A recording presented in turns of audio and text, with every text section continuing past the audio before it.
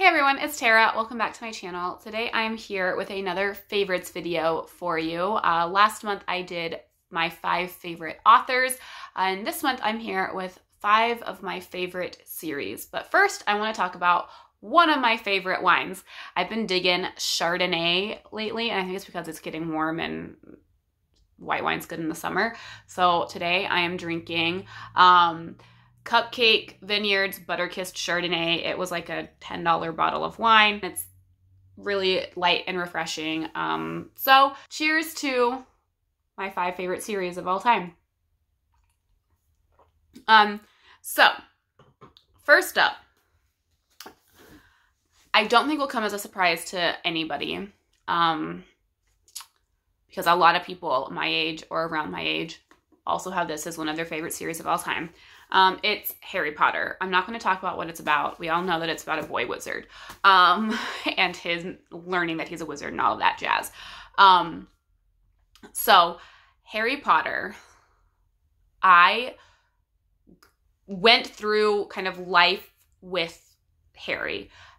So I started reading them. I know for sure book 2 was out. I think book 3 was out. So I read the first 3 books in like rapid fire succession because I fell in love with them. And then after that, 4 through 7, I got to anticipate the books coming out. And then I got to anticipate the movies coming out. And growing up, being the same age as Harry through a lot of his books was awesome, because you're literally growing up and dealing with some of the same like life stuff that Harry is, you know, not like, you know, Voldemort and fighting evil things and magic and all of that. But, you know, some of the situations he finds himself in with relationships and with friendships and stuff, those common themes are things that were very relatable to me as a teenager. And then just how obsessed everyone was with these books was awesome. Like, it was something that everybody talked about at school, and we would go to some of our friends' houses and we would have watch parties of the movies after they were released on DVD, to sit and critique the differences between the movies and the books and talk about all the stuff that the movies left out. And we would go to midnight releases of the movies, and we would go to midnight releases of the books, and just it was the first book that I remember, the first series that I remember it being, I mean, as huge as it was, and everybody loving it that I grew up with. So I love it. Now, going back and rereading them, I've reread this series, I can't even tell you how many times. And I always find it enjoyable. And now it's kind of like going to a second home. Like, I love Hogwarts. I love all of the characters in here. It's just a good, solid series. Another series that I read when I was younger, that again, I loved. I don't remember a time not knowing about this series. I can't remember life pre this next series, because my mom loves this series, loves this person so much.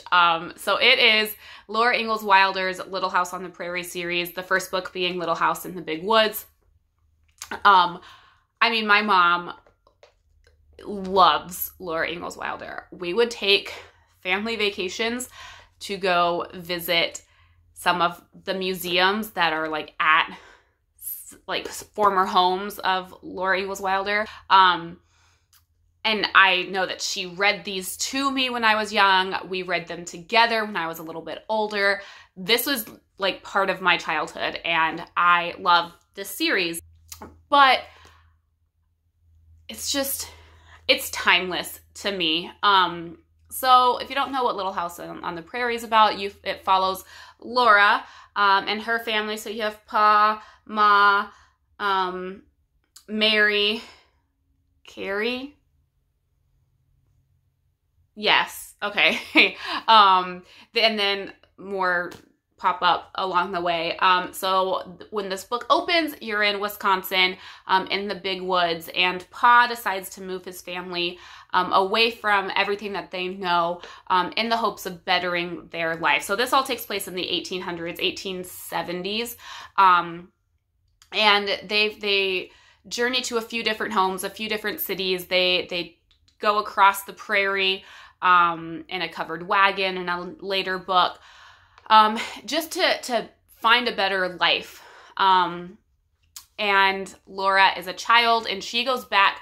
Laura Ingalls Wilder wrote these books looking back on her life. So she doesn't remember every last detail. So there is like fictional aspects to this because she can't remember things that happened when she was 5.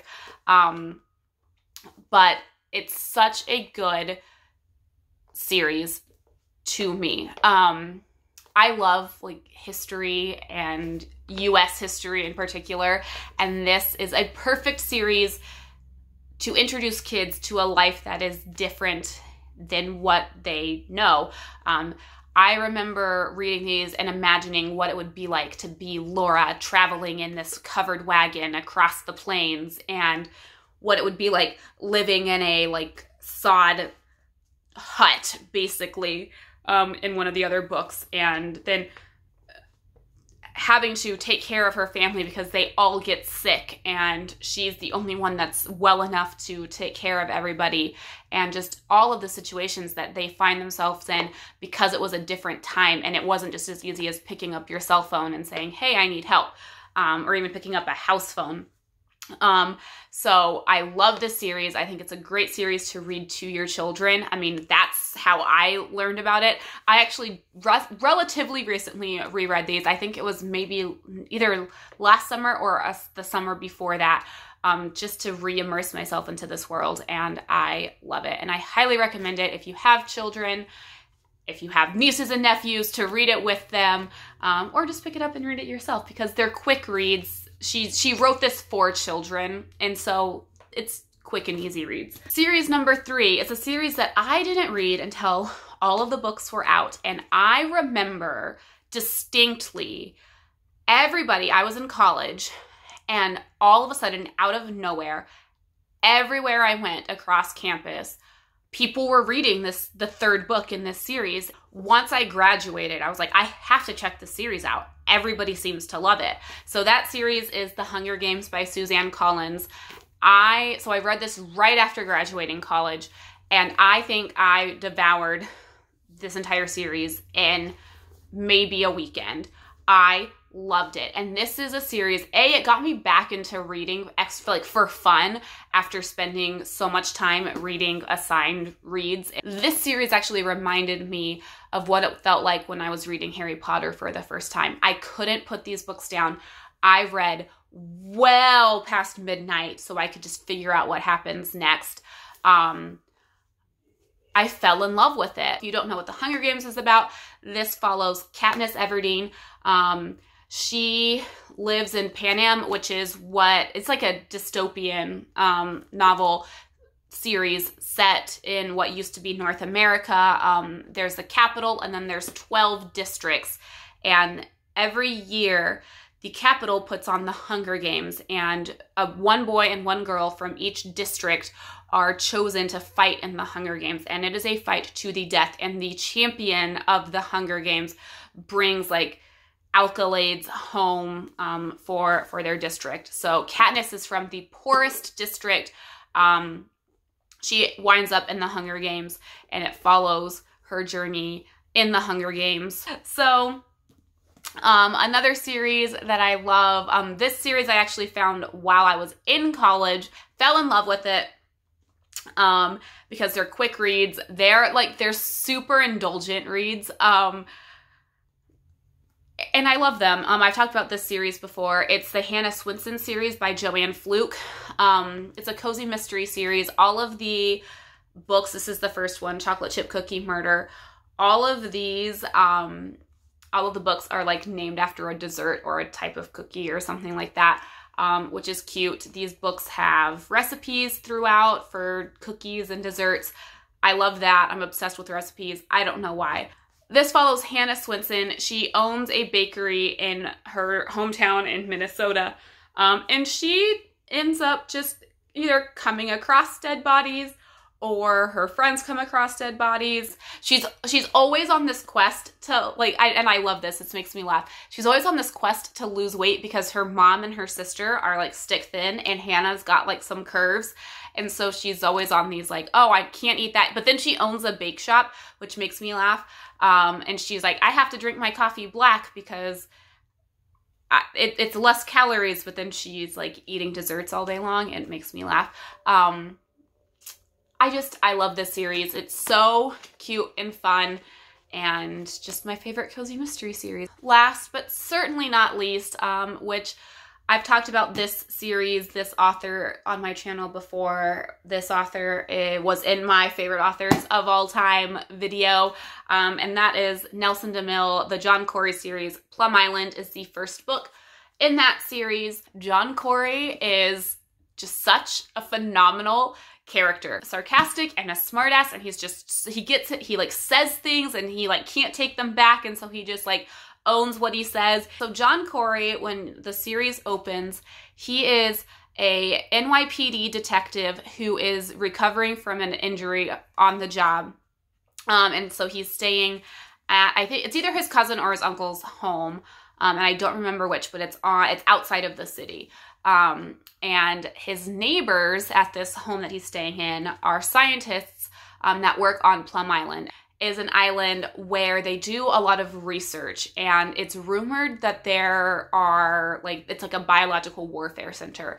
And so when these two scientists end up murdered, it causes a big thing. Like, it's not just a local homicide. You get detectives and CIA agents and FBI agents coming to investigate why these people were killed. And John Corey gets involved with the case because he's an NYPD detective. And the things that he discovers in this book goes far beyond the scope of just solving this homicide. So that's your intro to John Corey, and the series progresses through his career as a detective. He ends up doing contract work for other government agencies. The entire series spans like 20 years. You end up, there's a book that hits on 9/11 and the aftermath of 9/11 because John Corey resides in New York City. And John Corey gets involved with a terrorist. And so you read there's books about that. And it's a great series. John Corey is a great character to read about. Anyways, so those are 5 of my favorite series, if not my top 5 favorite series of all time. Let me know down below what are some of your favorite series, and is your top 5 favorite series, are they all one genre, or is it more eclectic like mine is? Let me know if you've read any of these books. And what your thoughts are on them. That's it for now. Until next time, happy reading. Bye.